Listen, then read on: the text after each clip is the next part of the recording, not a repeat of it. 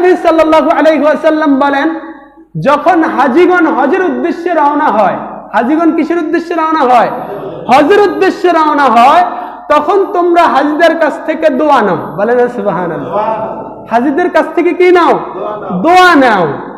তো নবীজি সাল্লাল্লাহু আলাইহি ওয়াসাল্লাম বলছেন, তার কারণ হচ্ছে হাজিগণ যখন সৎ টাকা উপার্জন করে, হালাল পন্থায় উপার্জন করে, হজের জন্য মনস্থ করে, হজের জন্য তিনি কি করে?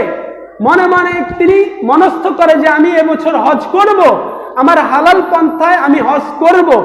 অতঃপর আল্লাহ রাব্বুল আলামিন ওই ব্যক্তির এই ইচ্ছাটাকে কবুল করে নেন।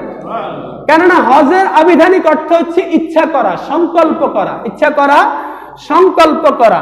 তো যেই ব্যক্তি মনস্থ করে আমি হজ করব, ওই ব্যক্তির হজ আল্লাহ কবুল করে নেন। এজন্যই নবীজি বলছেন যেন যারা হাজি হজ করতে যাবে তাদের কাছ থেকে দোয়া নেয়, মুসাফা করে, মুআনাকা করে, আলিঙ্গন করে, এবং তাদের কাছ থেকে দোয়া চায় এভাবে, কিভাবে?